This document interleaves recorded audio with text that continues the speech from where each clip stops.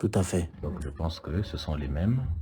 Et si on ne peut pas échanger entre nous, si on en arrive bien à échanger avec des religieux, avec des personnes qui ne pensent pas, ou qui s'attaquent même à nos traditions, à nos cultures, à ce qui fait vraiment notre identité, bah, pourquoi pas entre nous. Donc, oui, j'ai écouté la vidéo, j'ai réagi d'ailleurs à la vidéo.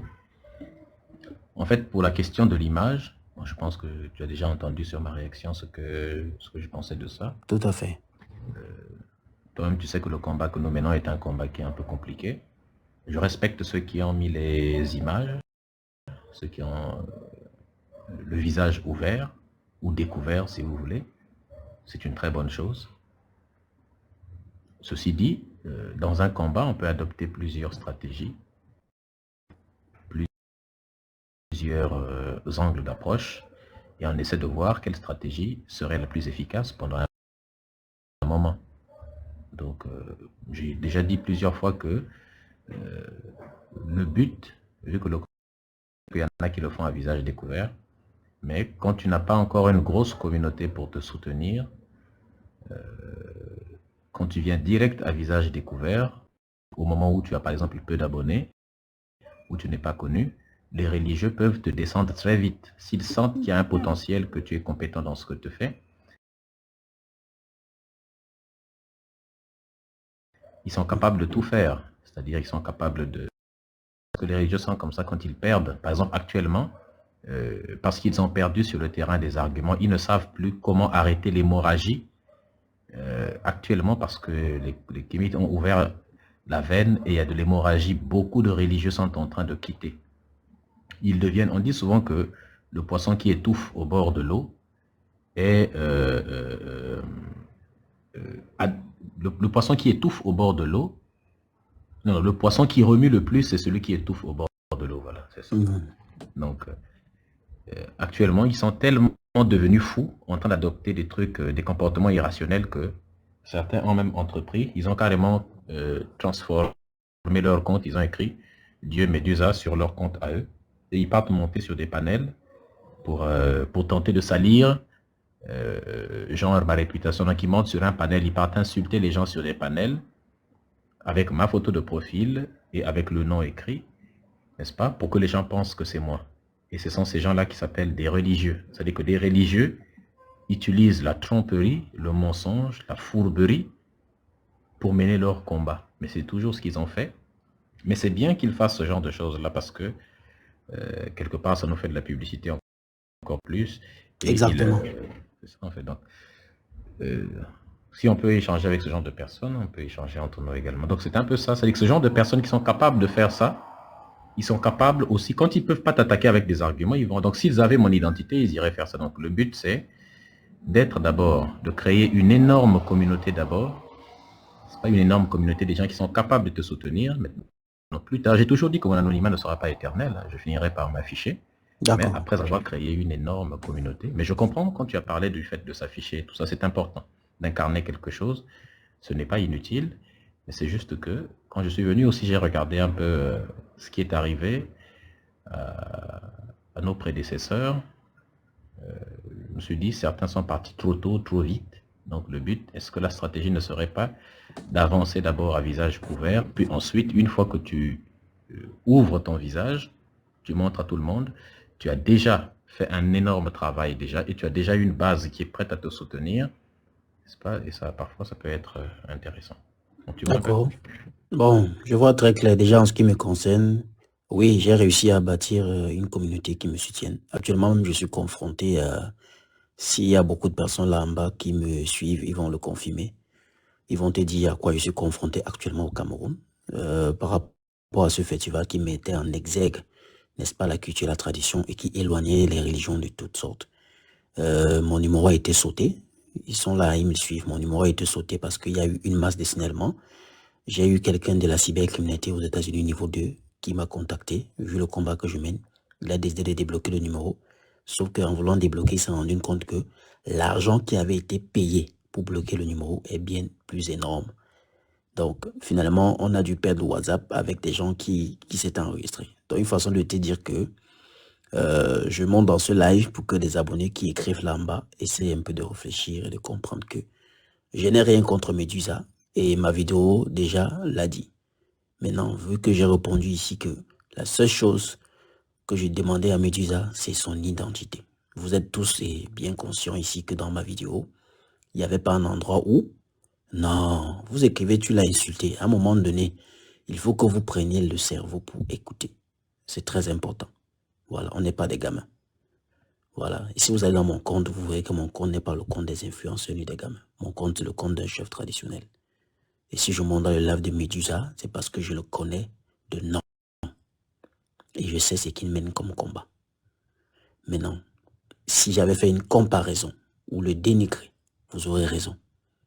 Mais j'ai parlé de son identité et il a dit dans sa réponse, il y a des gens qui doivent mener un combat à découvert et d'autres qui doivent avoir une identité cachée. Et là, je l'ai compris. Donc, actuellement, au Cameroun, ce festival-là que tu as fait, que tu voyais dont je parlais, à cause de ça au Cameroun, actuellement, ça a chamboulé tout le Cameroun. Ceux qui sont là, Camerounais, peuvent confirmer parce qu'actuellement, je suis au pays. Et à cause du fait que ça éloignait les religions, vu que tu parlais d'attaque, quand ils n'ont pas pu m'avoir sur le plan spirituel, donc ils se sont attaqués à l'électronique. Et donc, j'ai perdu tous les contacts des personnes participantes à ce festival culturel traditionnel qui dénudait les religions et compagnie. Mais j'ai pu faire un communiqué très rapidement et ils sont en train de se ranger au fur et à mesure. Donc, juste pour, je ne parlerai pas longtemps, il est 23 heures, presque minuit déjà au Cameroun. Bon, juste pour te dire, bon courage à toi. Continue à faire ce que tu es en train de faire. Chacun de son côté fait ce qu'il peut. Si un jour tu as besoin de moi sur le plan, parce que j'insiste, sur le plan de la mystique, mon IB sera ouvert. Et en ce qui me concerne, si je passe quelque part un jour dans un live, tu es là, je te saluerai et je continuerai ma route. Décide de montrer ton identité quand tu voudras. Et nous allons t'accueillir comme cela se devrait. Je vais m'arrêter là. Merci. Peut-être. En tout cas, merci à toi pour cette démarche, en tout cas, qui est une démarche que je salue. En tout cas, je salue cette démarche qui est d'échanger. C'est une démarche de sagesse. Et donc, je te rends le même respect. C'est quelque chose de bien. Nous devons montrer l'exemple à toutes les personnes, n'est-ce pas, qui sont là. Et je sais qu'il y a beaucoup d'ennemis des combats que nous menons qui cherchent aussi, parfois, quelque part, qui vont utiliser ou qui veulent parfois utiliser ce genre de situation pour vouloir instrumentaliser. Donc, bien évidemment, ça ne me dérangerait pas. Au contraire même, on pourrait réfléchir à un live commun pour nous parler de mystique, vu que c'est le domaine, j'ai un peu regardé, c'est le domaine sur lequel tu es. Et comme tu es chef traditionnel, c'est quelque chose qui est très bien. Donc, on pourrait réfléchir à faire un live, par exemple, où tu pourrais aborder un thème qui te correspond, sur lequel tu pourrais, ça pourrait être bien, n'est-ce pas? L'union fait la force et moi, je ne refuse jamais une occasion de s'aimer la mat, c'est-à-dire de s'aimer l'équilibre, la paix et tout ça. C'est ça qui est le plus important, surtout entre nous. L'occasion de créer des ponts. Et ça, c'est quelque chose, j'ai toujours été ouvert à ça. Et c'est ça qui est bien. Nous menons le même combat, nous avons les mêmes objectifs. Et je pense que on s'était peut-être juste pas compris. Mais là, je pense que on se comprend. De toutes les façons, quand tu verras mon compte, tu verras qu'il n'y a pas de différence. Voilà. Donc, on va s'écrire en IB. Vraiment. En tout cas, on s'écrit. Attends, je vais te suivre. Et là, on calera une date. Je pourrais venir expliquer beaucoup de connaissances que tu as élaborées. Maintenant, je donnerai le côté mystique. Et je pense qu'on pourra mieux porter non seulement sur le plan culturel, mais aussi sur la puissance mystique. Voilà. Exactement. Allez, porte-toi bien et on se crie en IB. Bon, je salue les abonnés de Medusa. Portez-vous bien. Bon courage. Ayez le discernement et à très bientôt. Merci beaucoup. Que les ancêtres te protègent, mon frère. Ainsi soit-il. Je suis jamais monté dans un live, tu peux me descendre s'il te plaît. Ah, ok. Voilà. C'est fait.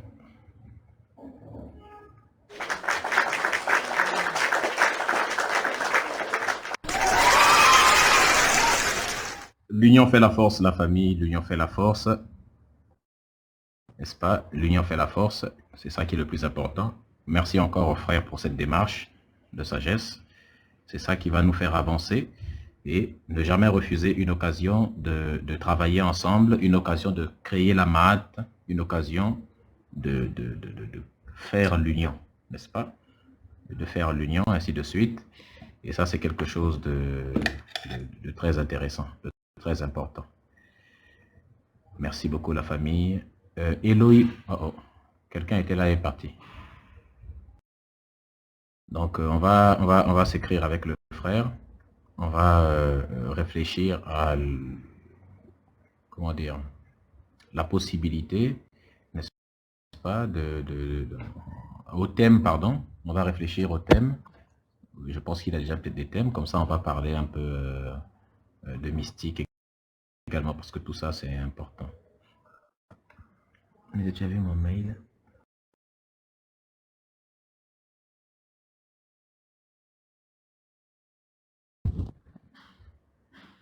Sur Telegram ou bien sur TikTok? Mariama? Bonsoir Médusa. Bonsoir, comment vas-tu? Je vais bien, j'espère que vous également. Je vais bien aussi. Alors moi, je suis juste montée pour poser des questions qui sont floues, voilà, que je comprends pas. Je ne sais pas si vous pouvez répondre ou pas. Mais je suis pas là pour faire un débat, pas du tout, au contraire. Je me suis dit, bon, le jour où je verrai Médusa, j'essaierai de monter dans le live. Je voulais savoir, d'après vous, hein, est-ce que vous pensez que Jésus a réellement existé ou pas? Non, Jésus n'a jamais existé. Il n'a jamais existé. Jésus est un mythe. Ok. Et aussi, je voulais demander, est-ce que c'est normal, parce que je suis beaucoup dans les lives, je suis de nouvelles, et vous voyez, quand tu es sur TikTok, tu vois beaucoup de choses, beaucoup d'informations. Et d'après vous, est-ce que vous enfin, les gens ils disent faut mystique de mon côté, donc. Oui, mais ce qui est mystique, c'est simplement ce qu'on ne connaît pas. On dit de quelque chose que c'est mystique, que c'est mystérieux, parce qu'on ne sait pas. Mais si quelqu'un d'autre le connaît, pour lui, ça ne le paraît pas mystique. Tu vois, ça ne paraît pas mystique. La mystique africaine, c'est l'ensemble des connaissances que tu vois, que détiennent certaines personnes sur certains domaines et qui se transmet par un processus qu'on appelle l'initiation, qui est un processus de transmission de certaines formes de connaissances. Pourquoi? Parce qu'il y a des formes de connaissances que, si on donne ça à n'importe qui, ça peut, si la personne n'a pas de sagesse, il peut l'utiliser à mauvais escient, il peut faire du mal avec, peut détruire. Donc, certaines formes de connaissances, on s'assure d'abord de la moralité de quelqu'un, de lui transmettre des bonnes valeurs, pour ensuite lui transmettre certaines formes de connaissances, en s'assurant que quand la personne aura ces connaissances-là, il l'utilisera dans le bon sens, c'est-à-dire dans le sens de s'aimer plus d'équilibre que de déséquilibre, ce qui est la définition du bien selon nos ancêtres. Merci beaucoup, la reine Goya. Sécurisons le live, s'il vous plaît, la famille. Donc, c'est normal d'invoquer les ancêtres comme les gens le disent, ou c'est mauvais? Il faut prier les ancêtres. Quand on va dire, par exemple, tu avais ton grand-père, il était dans des trucs un peu bizarres. Par exemple, moi, j'ai quand même, après, je ne sais pas ce qu'on entendait, hein, aujourd'hui, voilà. Il était un peu dans du mysticisme un peu. Voilà, je suis du Congo. Mais est-ce que c'est normal de pouvoir les honorer, quoi, comme on le dit, ou pas? Oui, c'est très normal. C'est même ce qu'il faut... Même s'ils n'avaient pas une bonne vie? Non, pas s'ils n'avaient pas une... Non, quand ils n'avaient pas une bonne vie. Non, non, non. Une chose, n'est-ce pas? Qui ont apporté, qui ont fait des choses vraiment notables et qui sont capables de servir d'exemple. Donc, c'est très important d'honorer ses ancêtres. Pourquoi? Parce que, merci Design, en honorant ton ancêtre, tu gardes ce que Cheikh Anta Diop appelle la conscience de la continuité du passé historique.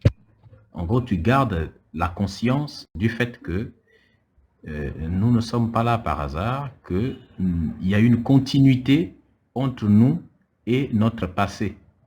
N'est-ce pas? On conserve le passé. C'est-à-dire qu'on explique, on garde l'idée dans la tête de quelqu'un qu'il ne sort pas du hasard, qu'il est descendant des ancêtres qui lui ont transmis une culture, une tradition, un ensemble de valeurs, et que l'individu n'est pas hors sol, finalement. Parce que le danger d'aujourd'hui, c'est que quand on n'honore pas ses ancêtres, eh bien, on a tendance à se détourner de la tradition. Et quand on se détourne de ses racines, eh bien, on devient quelque chose que le vent peut emporter facilement. C'est difficile pour le vent de déraciner un arbre qui est vraiment bien enraciné. Le peuple africain aujourd'hui, s'il est devenu aussi malléable, aussi manipulable, c'est parce que on s'éloigne de nos racines. C'est-à-dire que quand un peuple n'est pas dans ses racines, il suffit qu'un autre peuple ait un peu d'influence sur les Africains, que les Arabes aient de l'influence sur nous, on commence à se comporter comme des Arabes, que des Juifs aient de l'influence sur nous, on se prend pour des Juifs, des Blancs, des Européens, des Occidentaux ont de l'influence sur nous, on se prend pour des Occidentaux, les Chinois ont de l'influence sur nous. Il y a des Africains qui commencent à s'habiller comme des Chinois, à parler comme des Chinois, à tout faire comme des Chinois. En fait, c'est comme ça. Demain, des Mongols auront de l'autre là sur nous et on fera la même chose, la perte d'identité. Et le capitalisme aussi a compris ça très bien. Ils ont compris que nous devons créer des individus hors sol. Ça, c'est ce que les capitalistes disent. On doit créer un individu, des individus hors sol, des individus sans racines. Voilà pourquoi ils s'attaquent beaucoup. En gros, on vous propose une autre forme d'identité. On vous enlève, on critique, on condamne, on se moque des identités culturelles des peuples et on vous propose l'identité de genre, la transidentité, ces trucs bêtes comme ça. On vous propose des choses superficielles de ce genre-là. En gros, ils vous fabriquent une fausse diversité, n'est-ce pas, leur diversité et la vraie diversité qui est celle des cultures, ils essayent de l'enlever. Ils veulent uniformiser toutes les cultures du monde. Par uniformiser, il faut entendre abattre toutes les autres formes de culture pour rendre populaire la culture occidentale tout en la faisant passer pour ce qui est normal, ce qui est moderne, ce qui est bien, ce qui n'est pas bien, c'est archaïque. C'est de la sorcellerie, quoi. Que c'est de la sorcellerie, on va diaboliser totalement. Et ça, c'est quelque chose. Maintenant, cette idée-là, on appelle ça le mondialisme, ou le globalisme, si tu veux. Le mondialisme, hein, n'est-ce pas, c'est cette idée qui consiste à faire de toute la planète un seul village ou un seul, hein, le village planétaire. Et ça, les Klaus Schwab, avec le World Economic Forum, ou bien le cercle des Bilderberg, par exemple, hein, n'est-ce pas, il y a des cercles comme ça, des riches, très puissants, qui se réunissent et qui décident de ce qu'il faut faire. Et ils veulent donc créer des individus hors sol, qui n'a pas de racines, pas d'origine, qui devient la proie facile de l'industrie de consommation. Quelqu'un qui n'a plus d'origine, qui n'a plus de racines, qu'est-ce qu'il fait? Il va consommer, n'est-ce pas? Il va consommer, et en consommant, il va penser que ça va peut-être combler ce qu'il n'a plus, n'est-ce pas, en termes de racines et d'origine. Il devient donc victime de l'industrie de grande consommation. Donc, il passe de « je pense donc je suis », n'est-ce pas, à « je consomme donc je suis ». Donc, ils veulent nous transformer en des purs consommateurs. C'est comme ça que les Occidentaux font avec l'industrie de grande consommation. Parce que ce qui empêche les gens de tomber dans leurs bras pour le moment, n'oubliez pas, hein, la culture est un rempart. Même les Européens, eux-mêmes, aujourd'hui, ils sont en train de se dire, les gars, attendez, repartons dans nos cultures, dans nos traditions, parce qu'apparemment, nos gouvernements, c'est-à-dire que les gouvernements des Européens et les riches milliardaires européens sont en train d'éloigner les Européens eux-mêmes de leurs traditions pour mieux les manipuler. Et ils font la même chose aussi avec les non-européens. Donc certains Européens ont compris, ils ont dit, si nous ne revenons pas à notre tradition, nos racines européennes, eh bien c'est la seule chose qui nous permet de nous protéger contre ces vautours. Nous qui regardons, si on commet la même erreur aussi, ça ne va pas être bien. Donc nous, on doit être ancrés dans nos traditions, dans nos cultures. Donc honorer, pour terminer, donc honorer ses ancêtres, devant tes enfants, faire des libations. Les Juifs honorent leurs ancêtres, les Abraham, les Moïse, les Isaac, les Jacob. Ça ne les empêche pas d'avoir des enfants qui sont des grands scientifiques, ainsi de suite.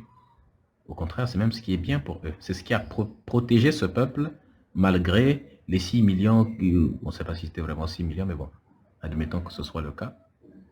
Les 6 millions qui ont été cramés chez Hitler, ou bien tout ce qu'ils ont subi quand ils ont été détruits par plein de peuples, les Perses, les Assyriens, les Babyloniens, les Ottomans, ainsi de suite, quand ils ont été détruits par tous ces peuples-là, les Romains, les Grecs et tout, bah, c'est le fait d'honorer leurs ancêtres qui a fait que ce peuple n'a pas disparu. Donc ça doit être le cas pour nous aussi. Ok, bah merci en tout cas.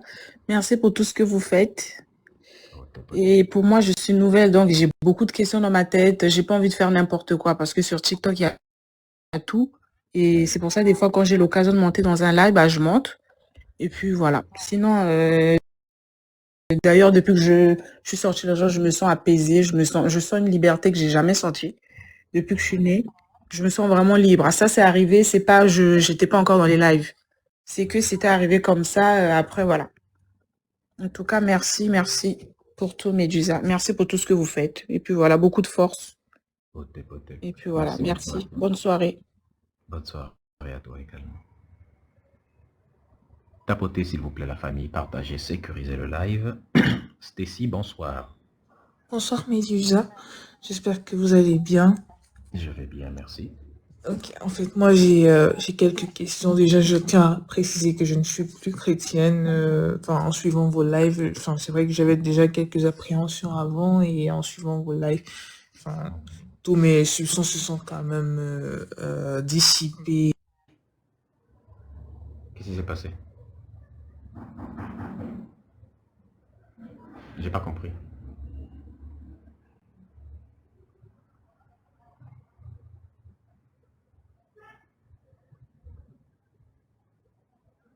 Elle est descendue ou bien on l'a descendue? Pas compris.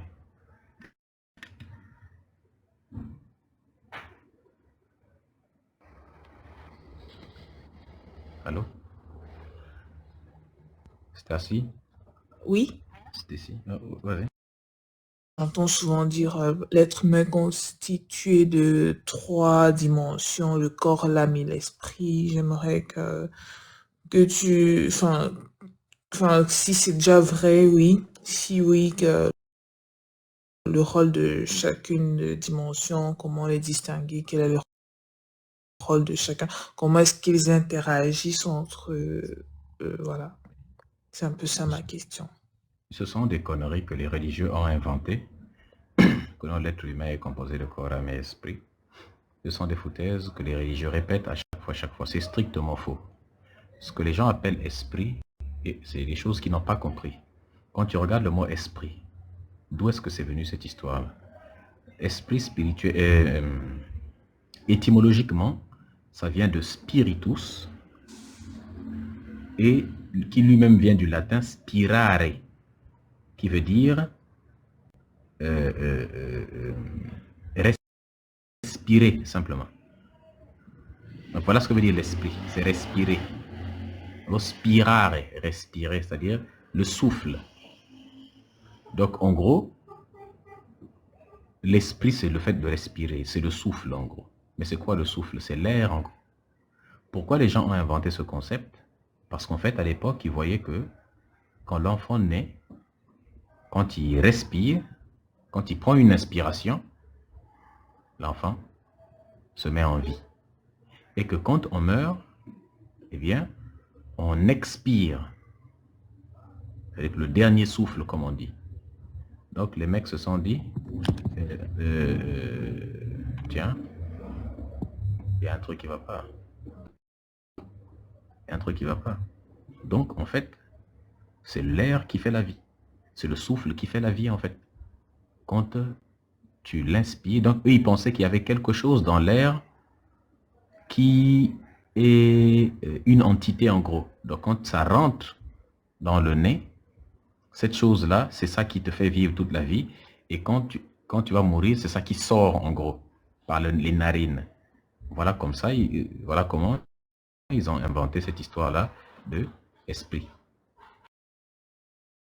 En réalité, l'esprit n'est pas quelque chose que l'on distingue avec le corps. Nous, les Africains, ce que nous disons est clair. Celui qui te dit qu'il y a un esprit à côté qui est séparé du corps, ainsi de suite, tout ça là, c'est qu'il n'a pas compris. L'esprit, ce que les gens appellent esprit, en fait, c'est l'énergie. Et c'est intimement lié au corps. Ce n'est pas séparable au corps. L'esprit, ce qu'ils appellent esprit, c'est le corps lui-même. L'énergie est à la base. L'énergie est à la base de ce que nous sommes. Nous sommes énergie. Et c'est l'énergie qui constitue les atomes. En fait, pourquoi est-ce qu'il n'y a pas de distinction entre corps et puis esprit? Parce que c'est comme si tu disais, quelle est la différence entre un atome, non, comment dire, quelle est la différence entre, par exemple, quelle est la différence entre, voilà, en physique, ce qu'on t'explique, c'est que, tu sais, quand on a une masse, la masse, en fait, c'est l'énergie. La masse, en fait, c'est l'énergie.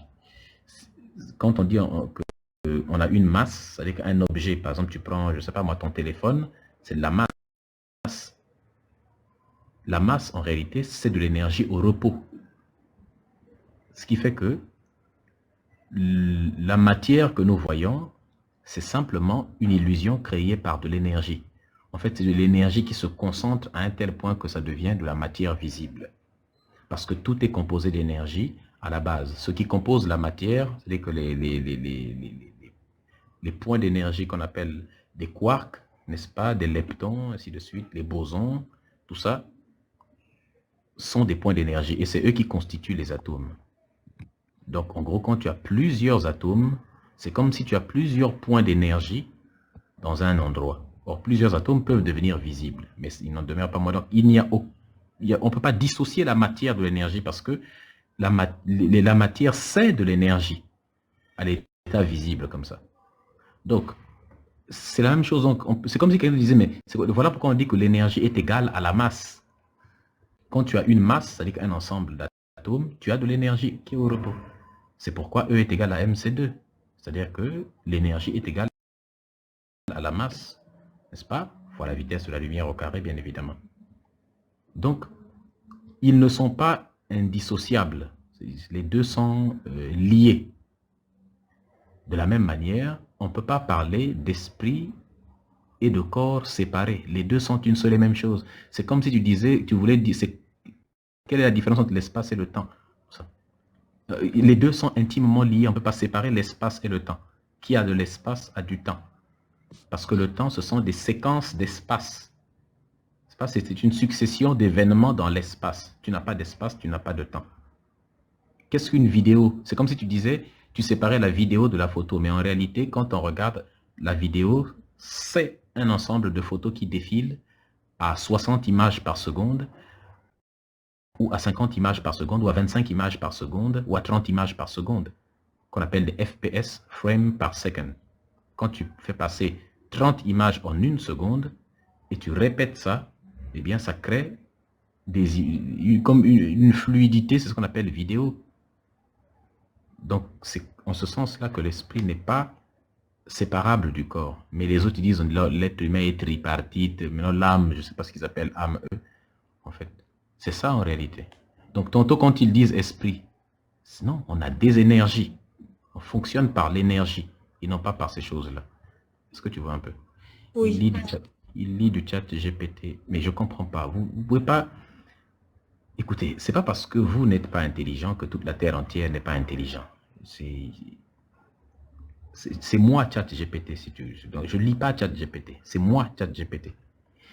Il y a des gens qui sont intelligents. Ce n'est pas parce que vous n'êtes pas intelligent que vous pensez que n'importe qui lit ChatGPT. Avant, quand je suis sur ces réseaux sociaux depuis avant ChatGPT.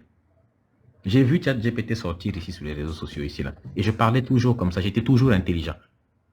Donc, vous, aujourd'hui, vous pensez maintenant que, depuis que vous avez les IA, dès que on vous pose une question, vous avez un problème, vous allez sur ChatGPT. C'est moi, ChatGPT. C'est mon cerveau qui est ChatGPT. Donc, à chaque fois que vous voyez quelqu'un dire que, ouais, Medusa utilise ChatGPT, Ça veut dire simplement que la personne pense que tout le monde est con comme lui ou elle, incapable de l'autre. Donc, les deux sont intimement liés, vraiment. Les deux sont vraiment, vraiment liés. Donc, on ne peut pas les séparer. Donc, maintenant, quand ils parlent de l'âme, je ne sais pas ce qu'ils entendent par âme, parce qu'ils sont incapables de donner une définition vraie. Parce que parfois, j'entends souvent dire l'âme d'une personne rôde. Il faut leur demander ce que c'est. Ils entendent quoi par ça? En fait, ils ne savent pas. Demande à un religieux, c'est quoi l'âme et l'esprit? Tu auras toutes les danses du monde. Ils ne savent pas ce que c'est. Tantôt, ce qu'ils appellent esprit, c'est simplement, en fait, la production immatérielle d'un cerveau matériel. C'est-à-dire que le cerveau est quelque chose de matériel, mais quand le cerveau fonctionne, ça produit des choses immatérielles, telles que la pensée. Donc, le résultat, la pensée, les imaginations, tout ça là. Donc, la pensée, les idées, voilà, c'est le mot que je cherchais, les idées. Donc, en fait, les idées sont des productions immatérielles d'un cerveau matériel. Et c'est souvent ça que les gens appellent esprit. Donc, l'esprit, c'est ça. C'est la production immatérielle d'un cerveau matériel. Et c'est, tantôt, ce qu'ils appellent esprit, c'est simplement l'énergie. Donc, nos ancêtres, ils avaient compris que là où on peut agir, c'est sur le plan de l'énergie. C'est pourquoi vous entendez parfois certaines personnes dire que, et à juste titre, que nos traditions, c'est de la physique quantique que l'on retrouve même dans nos traditions. Mais quand on dit ça, les gens pensent que c'est une blague. C'est de la physique quantique parce qu'on travaille avec des énergies. On travaille sur le plan de l'énergie. Pas sur des trucs fictifs de l'âme, je sais pas, l'esprit et tout ça là. Donc quand quelqu'un te dit toujours âme, esprit, demande-lui qu'est-ce que tu entends par âme et esprit. Et parfois, certaines personnes qui sont des traditionalistes peuvent utiliser les mots âme et esprit. Mais attention, quand vous trouvez quelqu'un qui fait de la tradition, qui parle de âme et de esprit, il n'est pas en train de parler de la même chose que ce que le religieux appelle âme et esprit. Il est en train d'utiliser le mot âme et esprit pour parler de quelque chose et il ne devrait pas utiliser même ces termes-là pour désigner ça. Est-ce que vous voyez un peu? Il ne devait même pas utiliser ces termes-là. C'est comme quand quelqu'un dit, quand un traditionnaliste dit Dieu, et puis quand un religieux dit Dieu. Ils utilisent le même mot, mais en fait, ce n'est pas la même chose. Ils ne désignent pas la même personne, ils ne désignent pas le même concept. C'est radicalement différent. Donc, c'est un peu dans ce sens-là. D'accord. Et j'avais une dernière question, mais la personne qui est montée avec moi avant moi a posé la question, mais c'est toujours concernant les ancêtres. Est-ce que toutes les personnes décédées deviennent des ancêtres? Non. Enfin, oui, si. Si. Tout ce qui décède devient un ancêtre. Ok. Tout ce qui décède devient un ancêtre. Que la personne soit décédée jeune ou adulte. Ok. Peu importe. Dès que tu meurs, tu deviens un ancêtre. Par contre, est-ce que tu deviendras un ancêtre méritant ou un ancêtre qui a démérité? Parce que pourquoi on va expliquer un peu cette affaire d'ancêtre méritant-là. Beaucoup ne comprennent pas. Chez l'Africain, il y a plusieurs façons de rentrer dans... de gagner l'éternité. J'ai l'habitude, il y a 3 façons de gagner l'éternité chez l'Africain. Dans la philosophie africaine, dans la culture, dans la pensée africaine, j'ai toujours expliqué que la première façon de gagner l'éternité, la première façon, c'est quand tu mets au monde les enfants, c'est-à-dire tu gagnes une éternité parce que ce qui fait ce que tu es, c'est-à-dire l'ADN, qui fait ce que toi tu es, tu transmets ça à tes enfants, donc quelque part tu as transmis ce que tu es. Et donc tu existes à travers un nouveau corps, à travers tes enfants. Donc quelque part, tu n'es pas vraiment mort.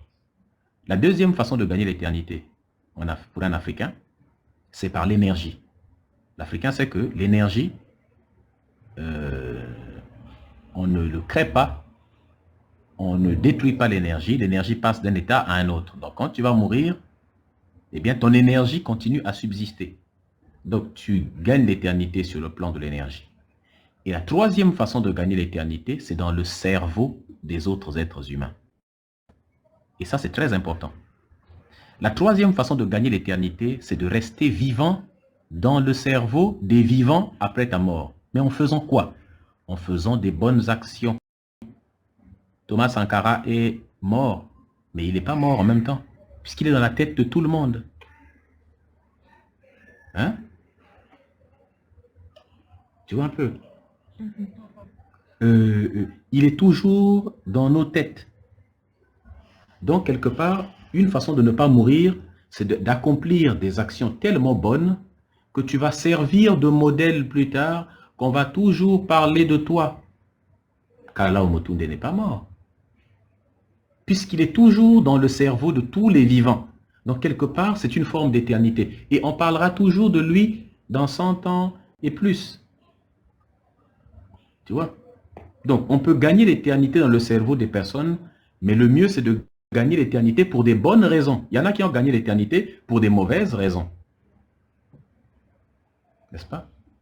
Et pour celui qui écrit Hitler, Hitler dans les commentaires, il faut éviter, et ça c'est un effort que beaucoup de Noirs doivent faire, il faut éviter de toujours citer le nom de Adolphe dès qu'on veut parler de l'incarnation du mal absolu. Léopold II a tué 20 millions de Congolais. Personne, son nom ne vient même pas à la tête. Parce que les Européens, c'est leur ancêtre. Hein. Il est considéré comme l'un des grands de l'histoire de la Belgique. Il est hors de question que les Belges salissent son nom. Les Juifs ont fait de Hitler le plus grand monstre pour que le crime qu'il a commis sur eux soit le plus grand crime contre l'humanité jamais. Pourtant, les Noirs ont perdu 500 millions de morts. 500 millions.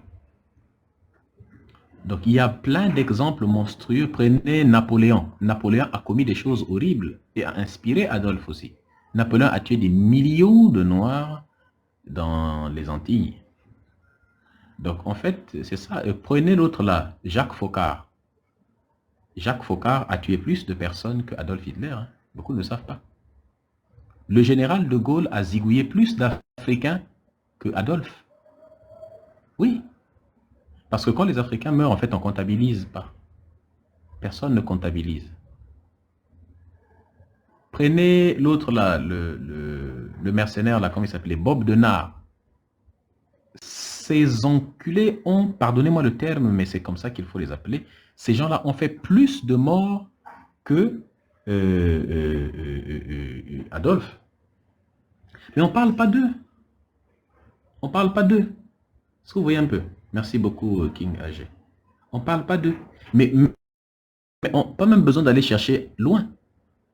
Ça fait combien de morts au Soudan, en Palestine, en République démocratique du Congo, au nord du Mali, à Haïti, au Mozambique, dans tous ces pays-là où il y a des génocides? Ça fait combien de morts?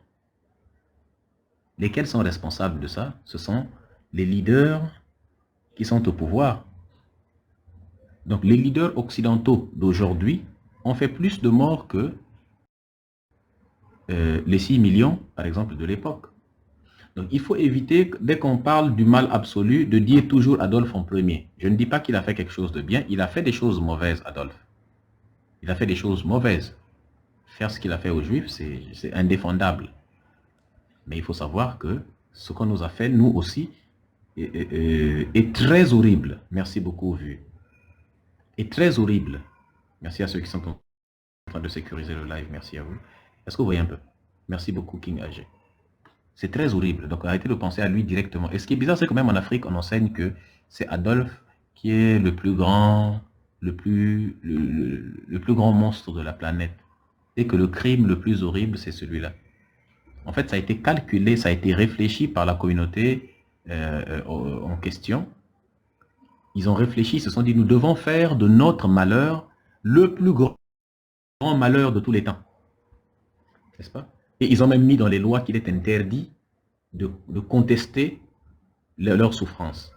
Il y a des lois comme la loi Guesso en France, qui fait que si tu essaies de changer ce qui est dit, si tu n'es pas d'accord avec l'histoire officielle de la Shoah, automatiquement tu es condamné. Il ne faut pas toucher à ça. Toutes les personnes qui ont essayé, on t'accuse de révisionnisme, on t'accuse, Quoi?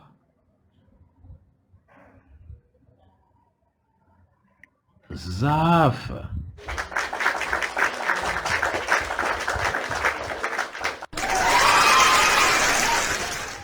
Marraine Zaf, incroyable. Oh. Les amis, est-ce que vous voyez ce que je vois? Est-ce que vous voyez ce que je vois?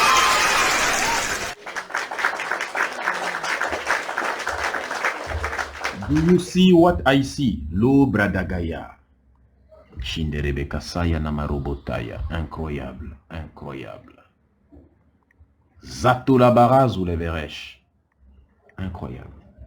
Les amis, dites merci à la reine Zaf dans les commentaires. Merci beaucoup à lui et à King AG. Les amis, dites merci à Reine Zaf et à King AG. Merci beaucoup à vous. Vous êtes absolument incroyable. Tapotez, partagez s'il vous plaît la famille. Sécurisez le live, n'est-ce pas? Vraiment. Jusqu'à il y a des gens qui commencent à faire la même chose. Il y a des gens qui commencent à nous faire de l'usurpation de l'autre côté là. Bref, je ne vais même pas en parler. Non, parlez même pas de ça parce que les gens là qui ont fait ça, ils cherchent seulement qu'on parle d'eux. Ceux qui sont en train de faire usurper ma photo de profil et le nom, en fait, alors qu'ils ne sont pas des kémites. Et quand les kémites font ça, c'est pour nous soutenir.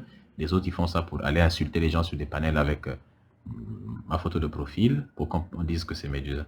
Ils veulent simplement qu'on parle d'eux. Laissez-les.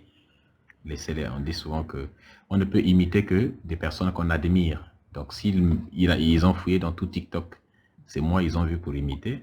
C'est une forme de respect qu'ils ont envers moi. Et ça, c'est bien. C'est une forme de respect. C'est de l'admiration, quelque part. Donc, ces gens-là nous admirent, les amis. Donc, on ne va pas parler d'eux, n'est-ce pas? Ne parlez pas d'eux. Allez juste signaler massivement leur compte. Et possiblement, vous leur faites sauter leur compte. C'est souvent ce qu'il faut faire. Pour se faire respecter, vous partez vous signaler plusieurs. Pour faire sauter un compte, c'est facile. Il suffit de signaler plusieurs des vidéos de la personne, n'est-ce pas? Et puis à partir du moment où plusieurs, et puis allez, ça peut être... Mais c'est pas la peine, n'est même pas envie de leur donner, parce qu'en partant, signaler même, vous risquez de leur donner des vues et tout ça. Il faut les ignorer aussi, c'est très important. Ces gens-là font ça pour de la visibilité. Merci beaucoup le King AG.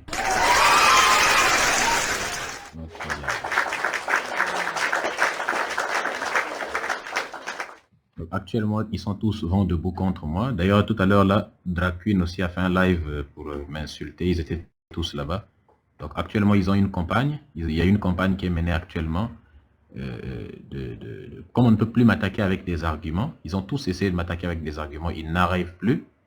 Eh bien, ils sont passés à la nouvelle étape, c'est me calomnier. Donc, ils ouvrent maintenant des panels avec ma photo de profil pour insulter ma personne. Ils usurpent mon identité, n'est-ce pas? Ils partent créer des comptes avec mon identité pour mettre des faux commentaires insultants, pour mettre pour tenir des propos insultants. C'est comme ça. Quand tu ne peux pas vaincre un adversaire par l'intelligence, qu'est-ce que tu fais? Tu appliques des méthodes de FDP. C'est comme ça. Mais ça prouve que on a gagné. C'est comme ça. Ça prouve qu'on a gagné. Quand ton adversaire ne peut plus attaquer avec des arguments, comment ça? Ils vont tous devenir fous. C'est comme ça. Plus un combat avance, plus les gens vont devenir fous, plus les gens vont adopter des comportements totalement irrationnels. Mais c'est comme ça. Je vous regarde devenir fous. Continuez tous à devenir fous à cause de la haine envers votre culture, votre tradition. Continuez, devenez fous. Laissons-les devenir totalement malades, totalement fous. Nous sommes là nous-mêmes, on va les soigner.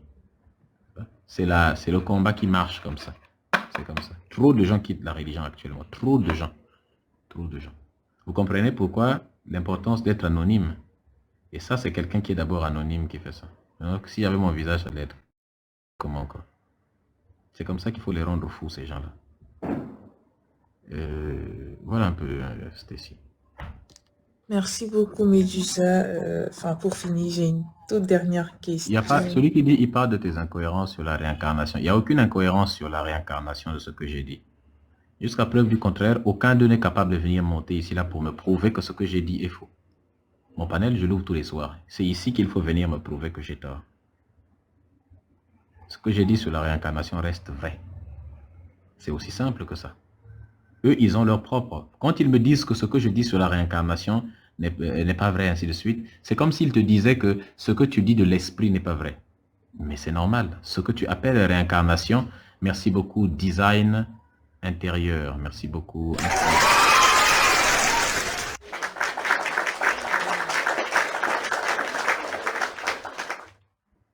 En fait, ce qu'ils appellent réincarnation, ce n'est pas ce que j'appelle, moi, réincarnation.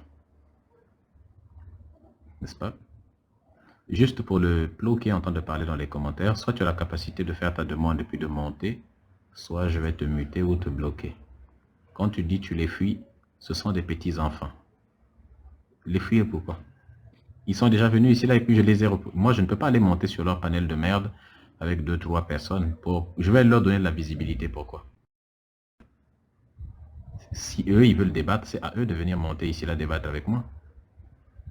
C'est eux qui viennent débattre. Moi, je ne vais pas vous oublier, c'est que il y a 2 milliards de chrétiens à peu près, n'est-ce pas?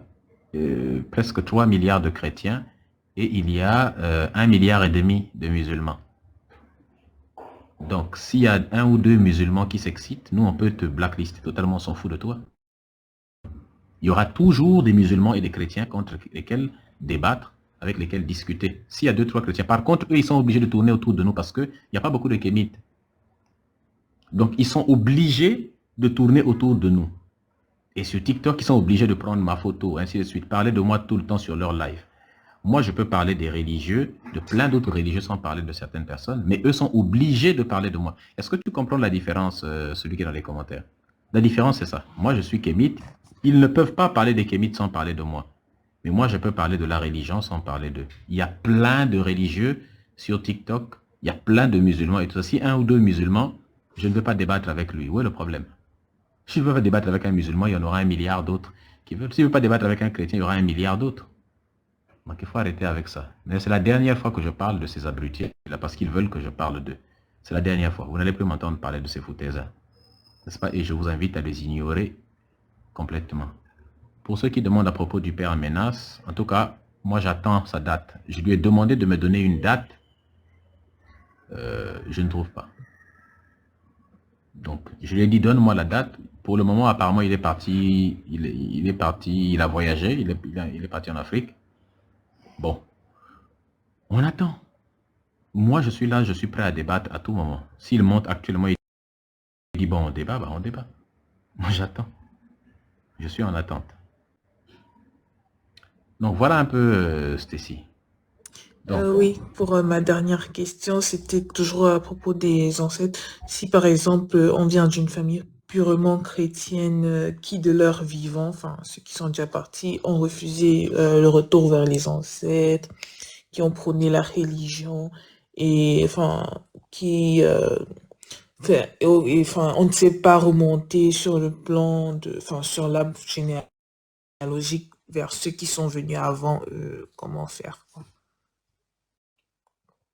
Excuse-moi.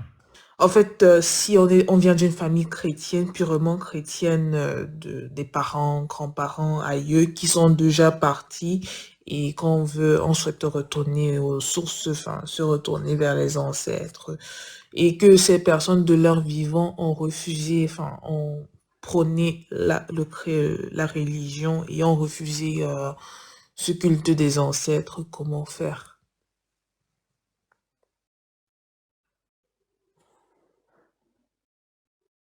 Quand une question est trop longue, moi, souvent, ça me perd.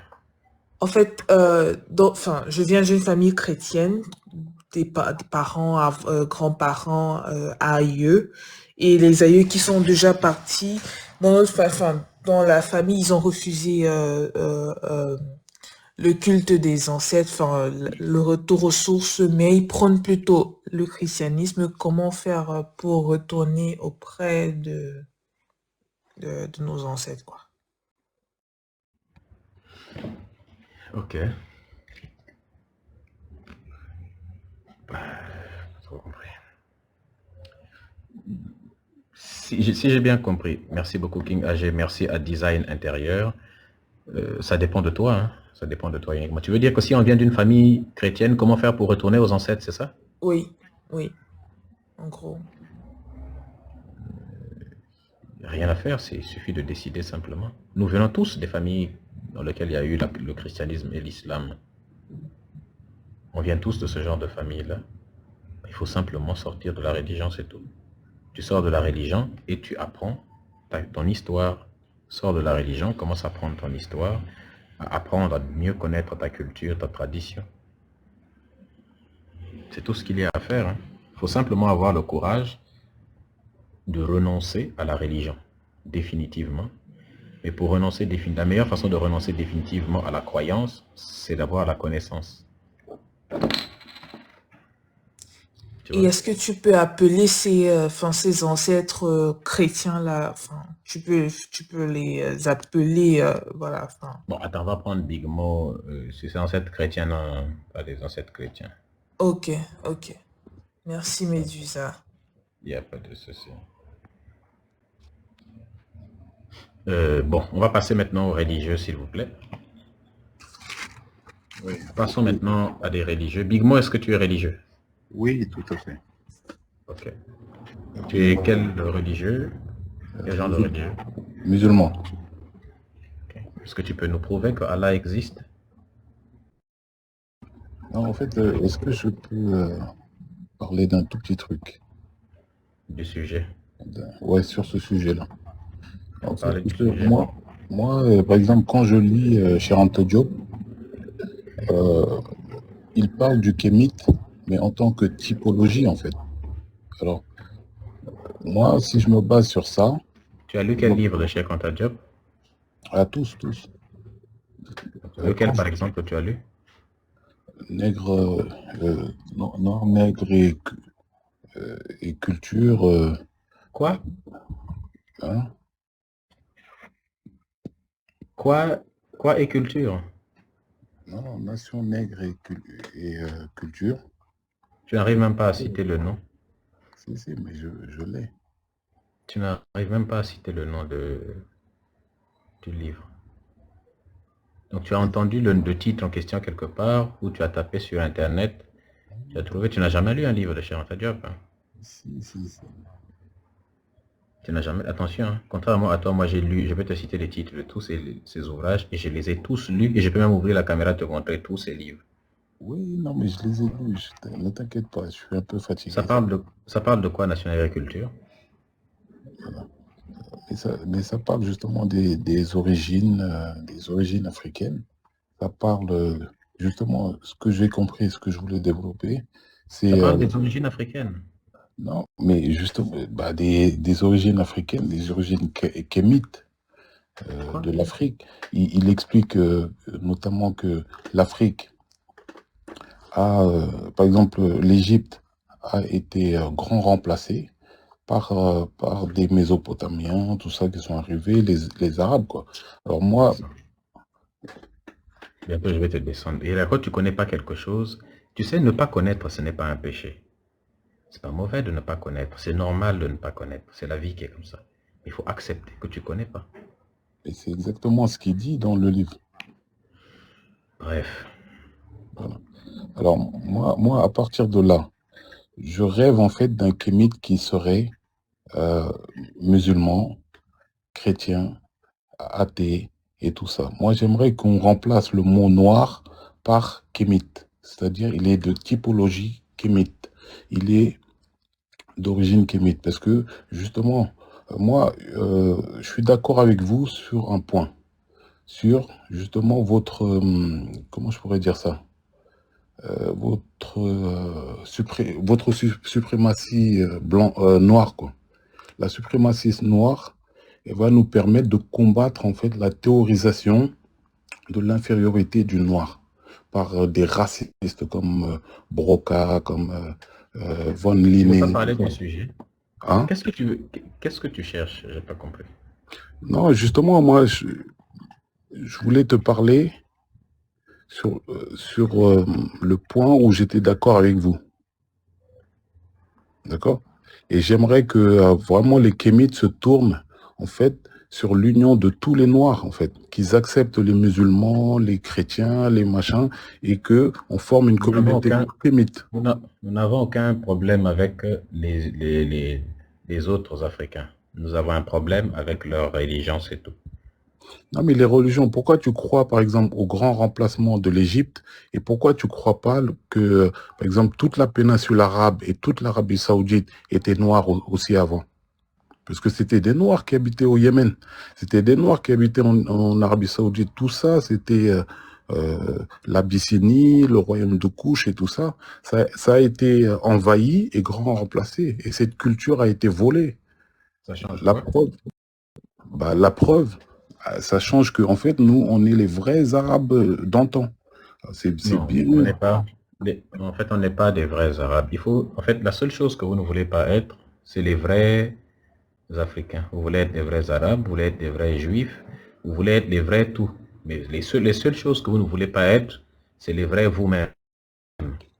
Vous faites tout pour fuir vos propres cultures qui sont chez vous, pour aller vous trouver une identité chez les Arabes. Pourquoi vous faites des choses comme ça? Pourquoi vous ne voulez pas être vrai? Il n'y a pas de... Attends, j'ai pas fini. Les Arabes, vous n'êtes pas les vrais Arabes. Les peuples qui habitaient là-bas n'étaient pas des Arabes. Les Arabes sont les peuples que l'on voit aujourd'hui. Est-ce que tu vois? Eux sont Arabes. Mais les premières personnes qui habitaient cette zone n'étaient pas des Arabes. D'accord. Ok. Mais moi, j'aimerais bien que, par votre mouvement-là, que vous ayez cassé l'islam. Makoso apparemment encore fait une vidéo sur moi. Voilà, que vous allez... Est-ce que vous pouvez m'envoyer ça sur le... Envoie-moi ça sur... Ah, c'est bon, ça est là. Attends, d'abord, on va parler de vraies choses, toi aussi. Je comprends pas ce que tu dis, en fait. On veut parler de religion. Tu prononces des choses qui n'ont pas de sens. Attends, Makoso a fait une vidéo sur moi encore. Moi, là, vraiment, tout le monde est en train de... Chaque fois que Médusa, ce petit fantôme, est en live avec des gens, des évangélistes, vous aimez m'envoyer vidéo, non, Makoso, Médusa. Je dis et je le répète, tous ceux qui croient en Médusa, qui parmi vous est prêt à dire, bon, Makoso, tu as la grande gueule, je paye 20 millions pour que tu affrontes Médusa. Tentez, faites l'expérience. Chocolat des filles, vous n'avez pas été capable. Vous êtes des kémites, vous n'avez rien. Vous défendez des taureaux, vous êtes pauvres. Vous l'affrontez le général. Vous m'envoyez 20 millions de francs CFA. Votre Médusa là, il a ouvert sa caméra devant vous, allez voir son vrai visage. Vous ne connaissez pas encore. Oh non, Makoso vient faire un débat avec Médusa. Vous croyez que moi je perds le temps d'aller faire un débat pendant 2-3 heures et puis à la fin je ne gagne rien. Mettez ça à l'enjeu. Il y a vous sévi le plus grand face-à-face de l'histoire que vous n'avez jamais vu. Colo, caméra ouverte. Chaque fois que Médusa, ce petit fantôme, est en live. Aïe, aïe, aïe. J'étais même pas au courant de ça. Chaque fois que Médusa, ce petit... J'étais même pas au courant de cette partie-là. On vient de m'envoyer ça. Je savais même pas qu'il avait fait une vidéo sur ça. 20 millions. Et il est intelligent, Makoso. En gros, il se dit, bon, d'accord, on va faire le plus grand face-à-face. Oui, ce sera le plus grand face-à-face, d'accord, de l'histoire. Et le problème, c'est qu'il sait qu'il va perdre. Il se dit, bon, comme je sais déjà que je vais perdre le débat, au moins, je prends l'argent avant. Comme ça, peu importe l'issue du débat, lui, il gagne. C'est-à-dire qu'il a l'argent. Il sait qu'il va perdre, bien sûr. Il sait qu'il va perdre. Makoso ne peut pas gagner un débat face à moi. Mais au moins. Vas-y, Big Mo. Maintenant, on parle de religion. Quelles sont tes histoires là? Voilà. Moi, je crois que la religion est manipulée par certains, justement, pour dominer d'autres personnes. Comme ce qui se passe en Mauritanie, par exemple. Est-ce que tu es musulman? Oui, je suis musulman. D'accord. On veut parler du Coran. J'aimerais voir les Kémites aller casser ces systèmes là-bas, là, en Mauritanie. Et casser le système aussi clérical là, qui est venu coloniser l'Afrique. Attends, on va parler de la Mauritanie, n'est-ce pas? Ouais. Qu'est-ce qui se passe en Mauritanie? Alors, la Mauritanie, il y a des escrocs arabes qui se font passer pour, qui s'appellent soi-disant les Haïdara, qui se font passer pour des descendants du prophète, c'est des faux, et ils manipulent tous les Noirs qui sont là-bas pour obtenir d'eux, en fait, plein Non, il faut d'argent. dire le système. Le système qui se passe là-bas, c'est quoi? Dis le C'est terme. un système esclavagiste. D'accord. On est d'accord que donc l'esclavage est pratiqué en Mauritanie actuellement, n'est-ce pas? Totalement vrai. D'accord. Sors-moi une sourate du Coran qui condamne l'esclavage. Mais moi, je ne saurais là, je ne l'ai pas en tête. Là. Tu es musulman, non? On vous a frappé à l'école coranique pour vous mettre le Coran dans la tête. Non, non, moi je connais le Coran, mais je n'ai pas tous les versets en tête. En fait, c'est comme on te demande un verset, c'est normal que tu n'aies pas ce verset-là parce que ça n'existe pas en fait. Non, mais moi, je me dis que ça ne sert à rien d'attaquer l'islam, parce que tu es trop petit pour attaquer l'islam. Tu vois, tu peux pas convaincre un convaincu. C'est pas ça, réponds simplement à ma question. Est-ce que ce qu'ils font là-bas, c'est interdit par l'islam? C'est interdit par l'islam, oui. D'accord. Prouve-nous avec les textes. Parce que l'islam, il dit que en fait, un musulman, tu ne peux pas l'esclavagiser. Et un non-musulman? Et pourquoi la loi internationale ne fait rien? Attends, est-ce qu'on peut... Attends d'abord, l'islam te dit qu'on ne peut pas esclavagiser un musulman? Oui. Est-ce qu'on peut esclavagiser un non-musulman? Ça, en fait, il fallait le rentrer dans son contexte, en fait. Vous pouvez pas non. Est-ce qu'on peut esclavagiser un non-musulman? L'islam, il parle au passé. Vous ne pouvez pas le mettre au présent. C'est pas possible. Quoi? L'islam, il parle au passé. C'est-à-dire, il parlait dans un certain contexte. Donc ça veut dire que tout ce qui est dans le Coran n'est plus valable aujourd'hui, c'est ça? N'est plus valable du tout. Tous les versets du Coran ne sont donc plus valables aujourd'hui? Tout à fait. C'est plus d'actualité. Et pourquoi vous continuez à être musulman alors? Je suis musulman parce que c'est aussi la religion. Est-ce que les versets qui demandent de prier ne sont plus valables aussi? Non, ça c'est intemporel, ça. Mais je comprends pas. Tu as dit que tous les versets ne sont plus valables et il y a maintenant un verset qui est intemporel, je comprends plus. Non, certains ne sont plus valables, mais pas tous. Donc si je comprends bien, les versets qui ne sont plus valables, comme par hasard, ce sont des versets qui vous mettent en position difficile, des versets qui autorisent de marier les enfants, qui autorisent l'esclavage, qui autorisent de couper la main, de couper la main du voleur, de taper les femmes, qui autorisent de lapider, qui autorisent de fouetter les fornicateurs. En gros, tous les versets qui autorisent des choses horribles, comme par hasard, ce n'est plus valable aujourd'hui. Et tous les versets qui disent des choses innocentes, telles que prier, ça c'est toujours valable, c'est ça, non? Tout à fait. Eh oui. Mais en tout cas, sur l'âge de Aïcha, tout ça, là, le mariage des enfants, il y a aussi un mensonge, tu vois. Et ce mensonge-là, il vient de l'Europe. Parce que faut dire que le calendrier arabe était basé sur celui des Égyptiens. Il y a en réalité 10 mois, d'accord? Et c'est les Occidentaux qui ont rajouté 2 mois. C'est n'importe quoi ce que tu dis. C'est n'importe quoi puisque c'est autorisé dans le Coran. Non, c'est pas autorisé. Sourate 65, verset 4.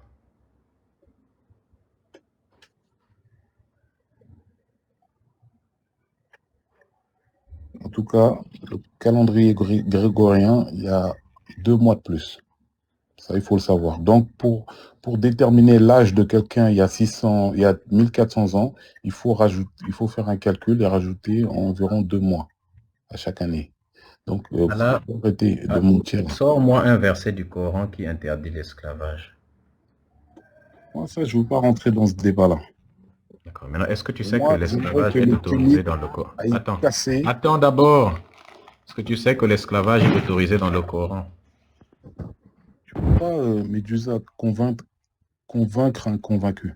Ça y est. Moi, c'est déjà du passé. Je suis musulman, c'est la religion de mes ancêtres. Tu m'as parlé de ce qui se passe en Mauritanie, non? Ouais, mais ça, il faut le casser. Il faut aller le casser, vous, les kémites, là. Non, c'est vous, les musulmans. Nous, on est en train de le casser en sortant les gens de l'islam parce que ce qui autorise l'esclavage là, en Mauritanie. Tu sais quel est le vrai nom de la Mauritanie actuellement? Le nom, c'est République islamique de Mauritanie. C'est la forme allongée du nom. C'est mettre le mot république devant islamique, déjà, c'est problématique parce que les principes d'une république, quand même, bon. Mais ça s'appelle République islamique de Mauritanie.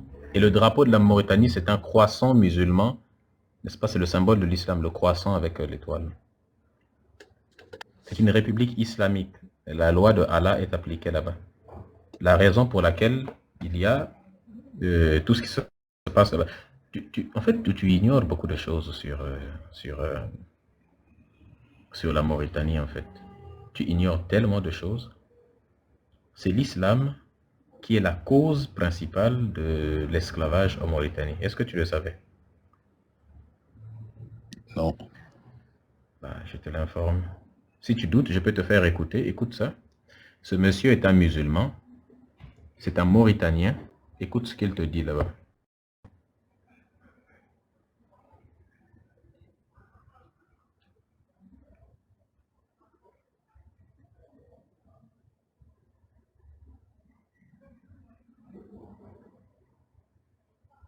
Aussi un élément, c'est qu'en Mauritanie, la question de l'esclavage est justifiée par le Coran. N'oubliez pas que la charia justifie l'esclavage. Les lois islamiques justifient l'esclavage. Et donc, c'est d'ailleurs la grande difficulté. Alors, les gens ne veulent pas le dire, mais en fait, beaucoup d'esclavagistes disent, moi, j'ai mes esclaves, le Coran le reconnaît, et je n'ai aucune raison de m'en débarrasser. Alors donc c'est ça aussi, la question de fond qu'on n'évoque jamais. On fait des lois que eux ne considèrent pas comme des lois qu'on peut leur opposer, par rapport en tout cas au Coran, et ils disent donc, le Coran reconnaît l'esclavage, moi j'ai mes esclaves, il n'y a aucune raison de s'en débarrasser. Alors, donc vous validez en tout cas le discours de Biram Dahbid. Vous dites sur ce plan-là, oui, je le valide parce que c'est la réalité. C'est la réalité. La seule différence, c'est que dans un pays, il y a un corps législatif qui justifie ça, en Afrique du Sud. Là, ce n'est pas le cas, mais dans la réalité, dans la conduite de tous les jours, c'est comme ça. Alors, est-ce que vous voyez d'un bon œil ce qui semble être un rapprochement de Biram Dahbid, en tout cas une certaine compréhension avec les autorités mauritaniennes actuelles? Bon, vous savez, il faut quand même se rendre dans l'évidence. Pendant le règne d'Aziz, Aziz était très dur avec les militants de l'Ordre. Il faut le reconnaître. Et d'ailleurs, même Maawiya avant lui. Donc c'était la respiration des militants de l'homme était difficile, c'est-à-dire que la situation était difficile. Maintenant, M. Ghazouani, Mohamed Ghazouani, est venu avec un discours et une attitude différente. Et donc, ce qui fait que lui, il s'insère dans cette ligne-là, dans cette logique-là, mais il ne sait pas ça va aller où. Rien n'a changé. En tout cas, le système lui-même n'a pas changé pour le moment. Alors, on parle d'un dialogue ou d'une concertation qui va arriver, dans laquelle on va poser tous les problèmes. J'espère que cela aboutira à quelque chose. Et je pense que Biram, s'il le fait, c'est par rapport. Il a connu beaucoup de situations difficiles. Et là, ce n'est plus le cas. Il salue cette ouverture, il salue cette attitude par rapport aux militants de droits de l'homme. Mais dans le fond, rien n'a changé jusqu'à présent. J'aimerais quand même qu'on revienne un tout petit peu sur la question du Coran que vous avez évoqué tout à l'heure. Ce serait important d'éclaircir, c'est ce qui nous regarde. Vous dites que c'est justifié dans le Coran. Je suppose que vous avez des références. Je ne suis pas exégète. Je suppose que vous avez des références. Que faut-il en faire? Dans ce livre que vous avez, à la page 14, vous avez un verset de Coran qui justifie l'esclavage. Oui. Dans ce livre-là, oui, la Mauritanie entre l'esclavage et le racisme, à la page 14. Le livre, c'est La Mauritanie entre l'esclavage et le racisme. Si quelqu'un peut m'aider à m'en procurer, ce sera très bien. C'est lui qui parle là, il est mauritanien. C'est lui qui a écrit ça. La Mauritanie entre l'esclavage et le racisme. C'est le titre. Hein. Écrivez dans les commentaires, La Mauritanie entre l'esclavage et le racisme. C'est le titre du livre en question. Est-ce que le Coran cible simplement les Noirs? On doit mettre en esclavage juste les Noirs? Ah, s'il te plaît, arrête avec des questions stupides, toi. Donc, d'abord, qui justifie l'esclavage et justifie aussi la domination de la femme. Pour moi, si on veut sortir de ce dilemme-là, il faut appliquer la laïcité. Pour que le domaine religieux soit à part et le domaine politique soit à part. Il est en train de dire qu'en Mauritanie, en fait, le domaine religieux et le domaine politique sont mêlés. Et c'est pas à part. Tout ce qui est de l'ordre de la politique et de l'ordre du religieux, c'est pas du tout séparé. C'est pas à part du tout. Il faut séparer les deux. Je sais que nous sommes dans un pays très religieux, je sais bien, mais il y a d'abord ce débat qui est posé par des Mauritaniens à l'intérieur du pays, de toutes les ethnies. C'est très important. Et moi, je le pose. Et j'ai un article dans ce livre qui parle de cela. Et donc, pour moi, c'est une façon de séparer les religieux du politique et de donc dire que la vie politique n'a aucun rapport avec la vie religieuse et que le religieux est à part et la politique. Et je m'inspire de la laïcité française qui permet cela. Alors, vous vous inspirez de la laïcité française. Jusqu'à présent, peu de gens contestent en tout cas l'islamité de la Mauritanie. Il y a peu de gens qui sortent pour dire on ne veut pas d'une république islamique en Mauritanie, on n'en a pas encore vu. Pourquoi vous voulez proposer la laïcité aux Mauritaniens? Écoutez, je sais bien que la Mauritanie est une république islamique, mais rien n'est éternel dans la vie. Et puis ça dépend du peuple mauritanien. Si un jour une majorité se dégage pour que la laïcité soit, le système soit un système laïque, pourquoi pas? Moi. Et qu'est-ce qui va faire qu'un jour, une majorité en Mauritanie puisse se déclarer favorable à une république laïque? C'est le changement des mentalités. D'où le travail que je fais, par exemple. Des jeunes Mauritaniens peuvent m'écouter. Je sais qu'il y a des Mauritaniens qui m'écoutent. Mais si des jeunes Mauritaniens écoutent beaucoup des choses que nous disons, n'est-ce pas? Les jeunes Mauritaniens nous écoutent beaucoup, de temps en temps, eh bien, le discours qu'Emile se répand là-bas, ces jeunes-là vont commencer à mener une véritable révolution pour faire cesser les pratiques telles que l'esclavage là-bas. La seule chose qui fait que des Arabo-Berbères esclavagisent les Noirs sur leur propre terre, c'est l'islam. Non, c'est pas l'islam. Laissons là-bas. Va t'acheter un cerveau, s'il te plaît. C'est l'islam. Trouve-moi un pays où des Arabo-Berbères contrôlent, esclavagisent un peuple chez lui sans utiliser l'islam. C'est par l'outil de l'islam que les Arabes vous soumettent. L'islam, c'est l'outil qu'ils utilisent pour dominer les peuples. C'est un fait. Les Occidentaux utilisent le christianisme, ainsi de suite. C'est comme ça. L'exemple.